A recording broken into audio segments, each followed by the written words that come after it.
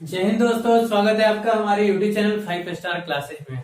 आज है 19 नवंबर और 19 नवंबर से रिलेटेड जितने भी क्वेश्चंस हैं हम बारी बारी से देखेंगे। लेकिन सबसे पहले मैं बता दूं कि आपके जो अनिल सर हैं वो आज छठ के व्यस्तता के कारण नहीं आ पाए हैं, तो उसके लिए सॉरी। और क्लास आप जानते ही हैं कि वो जब नहीं होते हैं तो हम अपना क्लास उनका क्लास हम अटेंड करते हैं। तो करेंट अफेयर है और मेरे पास है पहला क्वेश्चन। तो देखते हैं पहला क्वेश्चन क्या है। तो पहला क्वेश्चन पूछा गया कि रिजर्व बैंक इनोवेशन हब के पहले अध्यक्ष कौन बने, यानी कि इसका शॉर्ट फॉर्म हो गया RBIH, reserve bank innovation hub, RBI hub के पहले अध्यक्ष कौन बने। ऑप्शन है ए बनवारी लाल पुरोहित, बी रमेश वैस, सी कृष्ण गोपाल कृष्णन और डी रमाकांत उपाध्याय। तो ये चार ऑप्शन है और हमारे पास जो ये क्वेश्चन है रिजर्व बैंक इनोवेशन हब के पहले अध्यक्ष कौन बने, तो आंसर होगा सी कृष्ण गोपाल कृष्णन। ये जो है अभी आरबीआई के पहले जो इनोवेशन हब बना है उसके अध्यक्ष बने हैं।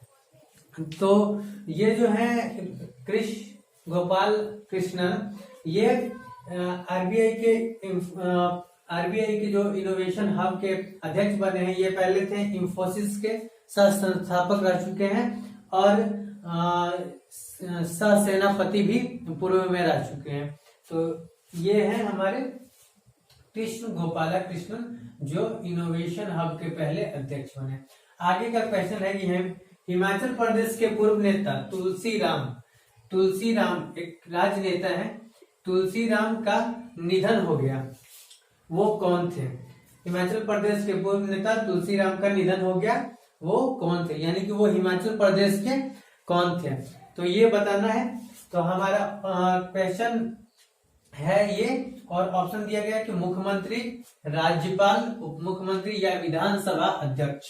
तो वो थे विधानसभा अध्यक्ष।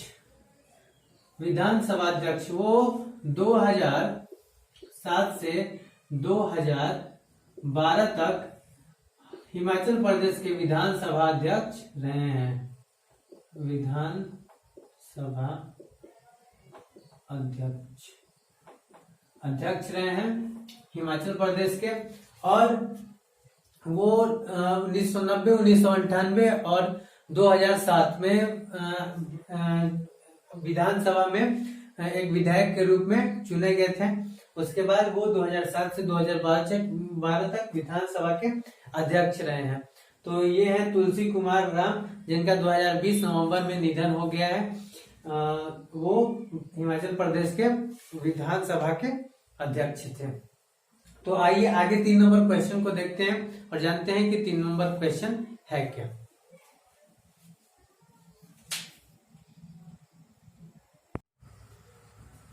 तो आइए देखते हैं 3 नंबर क्वेश्चन। 3 नंबर क्वेश्चन क्या है। 3 नंबर क्वेश्चन जो है कि पूछा गया है कि नेशनल नेचुरोपैथी डे कब मनाया जाता है, यानी कि प्राकृतिक चिकित्सा दिवस कब मनाया जाता है। तो ऑप्शन में दिया गया है कि 18 नवंबर, 19 नवंबर, 21 नवंबर और 17 नवंबर। तो हमारा जो आंसर होगा वो होगा 18 नवंबर। 18 नवंबर को नेशनल नेचुरोपैथी डे मनाया जाता है। इसकी शुरुआत कब हुई थी। इसकी शुरुआत 18 नवंबर 2018 को शुरुआत हुई थी कि नेशनल नेचुरोपैथी यानी कि प्राकृतिक चिकित्सा दिवस मनाया जाएगा। तो ये जो दिवस है ये आयुष मंत्रालय, भारत सरकार की जो आयुष मंत्रालय है,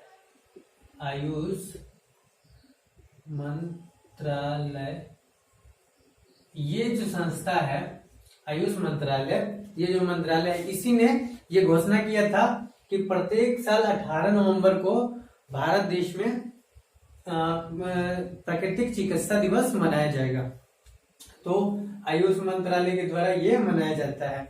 अब की बार ये जो ये जो दिवस है ये तीसरी बार मनाया जाएगा, यानी कि ये तीसरा इसकी तीसरी वर्षगांठ है वर्ल्ड नेशनल नेचुरोपैथी डे का।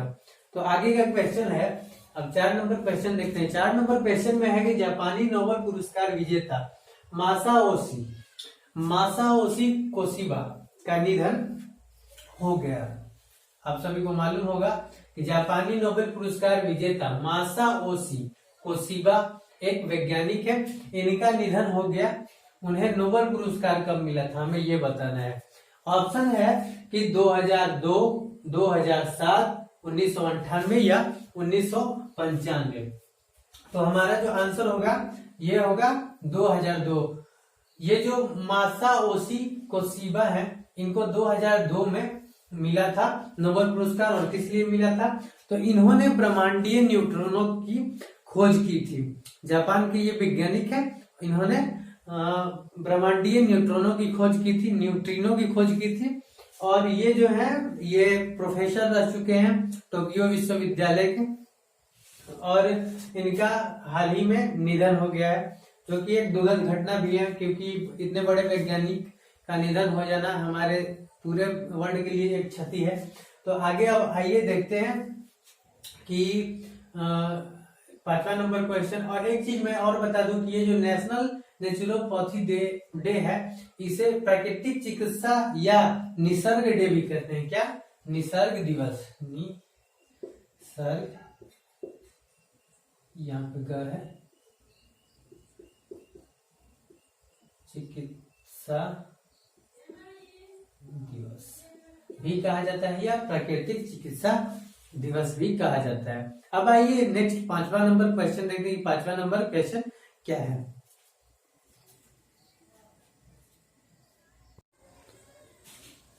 तो आइए देखते हैं 5 नंबर क्वेश्चन। 5 नंबर क्वेश्चन है कि 2020 में विश्व के नंबर 1 खिलाड़ी रहने वाले खिलाड़ी का खिताब किसने जीता। क्वेश्चन है कि 2020 में विश्व के नंबर 1 खिलाड़ी रहने का खिताब किसने जीता। ऑप्शन है नोवाक जोकोविच, विराट कोहली, रोनाल्डो या पीट सम्प्रास। तो ऑप्शन है ये 4। और पूछा गया है कि 2020, ये जो 2020 है इसके लास्ट में एक डेटा निकलता है जिसमें विश्व के नंबर 1 खिलाड़ी का एक खिताब दिया जाता है। तो बताना है कि वो खिताब किसने जीता है। ऑप्शन है नोवाक जोकोविच, Virat Kohli, Ronaldo, Pete Sampras. तो हमारा जो आंसर होगा वो होगा नोवाक जोकोविच। ये जो है एक टेनिस खिलाड़ी है जिनको विश्व का नंबर 1 खिलाड़ी रहने का खिताब 2020 में दिया गया है। ये जो डेटा बनता है ये साल के अंत में उनके पूरे साल के प्रदर्शन के बेसिस पे बनता है, और इसी में इनको ये किताब दिया गया है। तो ये जो किताब दिया जाता है इसका नाम क्या है, तो ये भी जानते हैं। तो इसका नाम है ATP टूर नंबर 1 ट्रॉफी। ये खिताब दिया जाता है ATP टूर नंबर 1 ट्रॉफी। जो ये विश्व का नंबर 1 खिलाड़ी होता है उसे ये ट्रॉफी दिया जाता है ATP टूर नंबर 1 ट्रॉफी। ये जो है नोवाक जोकोविच, ये इस किताब को 6 बार जीतने में कामयाब हुए हैं। कितने बार, 6 बार। पहली बार ये 2011 में ये किताब जीते थे, उसके बाद 2012 में, फिर 2014 में, उसके बाद 2015, उसके बाद 2018, और ये जो लास्ट में जीते हैं 2020। ये कुल मिलाकर इन्होंने इस खिताब पे 6 बार कब्जा किया है। तो और एक और चीज मैं बता दूं कि ये जो टेनिस से जुड़े हुए हैं, तो टेनिस से ही ये पीट सम्प्रास जुड़े हैं, और ये भी 6 बार इस खिताब को जीतने में कामयाब रहे हैं। अब आगे बढ़ते हैं। तो 6 नंबर क्वेश्चन है। 6 नंबर क्वेश्चन है कि इक्विटास स्मॉल फाइनेंस बैंक, एक भारत की बैंक है स्मॉल फाइनेंस बैंक, की नई ब्रांड एम्बेसडर किन्हें बनाया गया है। तो इक्विटास स्मॉल फाइनेंस बैंक ये जो है इसने एक प्रोडक्ट लॉन्च किया है, उसका नाम है ईवा। ये जो प्रोडक्ट है, ये महिलाओं को स्वास्थ्य, समृद्धि या बचत के थ्रू एक खाता खोलेगी, जो कि एक यूनिक खाता होगा, जिसमें उनके बचत को ध्यान में रखा जाएगा, महिलाओं के बचत को। ये खासकर महिलाओं के लिए ही ये जो प्रोडक्ट लाया गया है इक्विटी स्मॉल फाइनेंस बैंक के द्वारा, जिसका नाम है ईवा। तो नई ब्रांड एम्बेसडर किन्हें बनाया गया है, जो ये लॉन्च किया गया है, ये लॉन्च हुआ है, इसकी ब्रांड एम्बेसडर कौन बनाई गई है? तो हमारा ऑप्शन है विराट कोहली, स्मृति मंदाना, अक्षय कुमार, गीता फोगाट। तो हमारा जो ऑप्शन है उससे चलते हैं, तो हमारी ये सी नंबर क्वेश्चन, स्मृति मंदाना को क्या बनाया गया है, इसकी नई ब्रांड एम्बेसडर बनाया गया है। इक्विटी स्मॉल फाइनेंस की नई ब्रांड एम्बेसडर स्मृति मंदाना को बनाया गया है। ये हमारे देश की एक महिला क्रिकेटर हैं। आगे बढ़ते हैं और देखते हैं अपना 7 नंबर क्वेश्चन।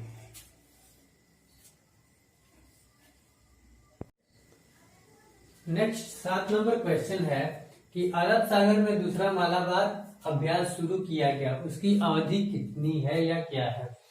ऑप्शन है 18 से 20 नवंबर, 3 से 6 नवंबर, 17 से 20 नवंबर और 15 से 18 नवंबर। तो मैं बता दूं कि ये जो दूसरा पहला मालाबार अभ्यास हुआ था, ये हुआ था हम लोग का 3 से 6 नवंबर को। 3 से 6 नवंबर को, और हुआ कहाँ था? तो बंगाल की खाड़ी में। बंगाल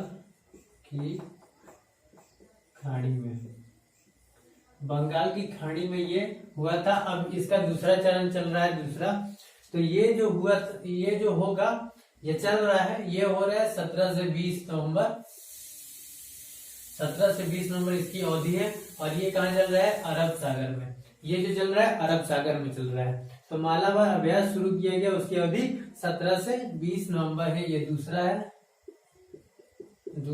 और ये पहला। ये पहला अभ्यास चला था और ये दूसरा अभ्यास। ये चला बंगाल की खाड़ी में और ये चला अरब सागर में चल रहा है। तो ये मालाबार अभ्यास जो हो रहा है वो नौसेना का हो रहा है, और इसमें ऑस्ट्रेलिया, भारत, जापान की नौसेनाएं हैं, वो शामिल होकर अभ्यास कर रही हैं।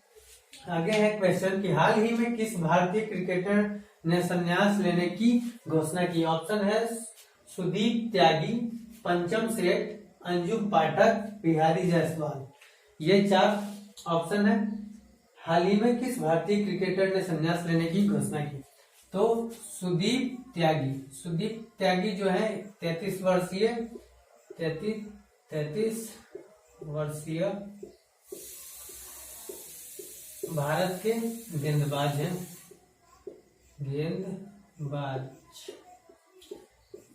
इन्होंने तीनों फॉर्मेटों से संन्यास लेने की घोषणा की है, T20, वनडे और टेस्ट।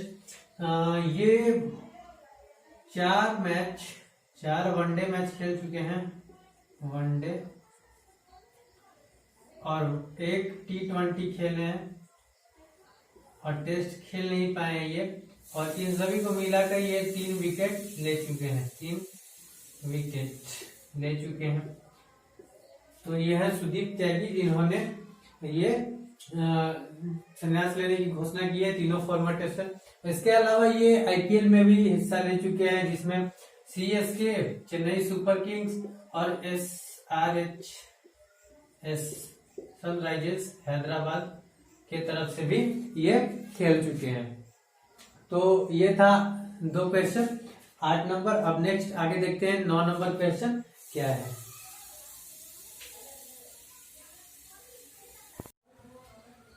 तो आइए देखते हैं 9 नंबर क्वेश्चन। 9 नंबर क्वेश्चन क्या है कि किस राज्य में एशिया की पहली सौर ऊर्जा सक्षम टेक्सटाइल मिल का उद्घाटन हुआ? तो टेक्सटाइल मिल है एशिया की जो है सौर ऊर्जा से सक्षम, मतलब सौर ऊर्जा से संचालित होने वाली, पूरी तरह से सौर ऊर्जा से संचालित होने वाली एशिया की एक टेक्सटाइल मिल का उद्घाटन किया जा रहा है, वो भारत के किस राज्य में है। ये बड़ी खुशी की बात है कि वो भारत में है, तो हमें बताना है कि भारत के किस राज्य में वो स्थित है। तो ऑप्शन है महाराष्ट्र, बी गुजरात, सी कर्नाटक और डी गोवा। तो हमारा आंसर होगा महाराष्ट्र। महाराष्ट्र में टेक्सटाइल यानी कि कपड़ा मिल का शुरुआत किया गया है, जो पूर्ण रूप से किस पे आधारित है, सौर ऊर्जा पे। इसको बनाने के लिए करीब 30 एकड़ भूमि में ये जो टेक्सटाइल मिल बनेगा वो 30 एकड़ भूमि में बनेगा, और इसको बनाने की कुल लागत आएगी 100 करोड़ रुपया। 100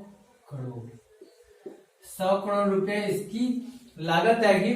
और मैं बता दूं कि ये जो टेक्सटाइल मिल शुरू हो रहा है, ये जय भवानी महिलाओं की जो सरकारी सहकारी जो संस्थाएं होती हैं, तो जय भवानी एक संस्था है जिसके थ्रू ही उसी जो महिलाओं की सहकारी संस्था है उसी को ये सौर ऊर्जा सक्षम टेक्सटाइल मिल का स्वामित्व मिला है।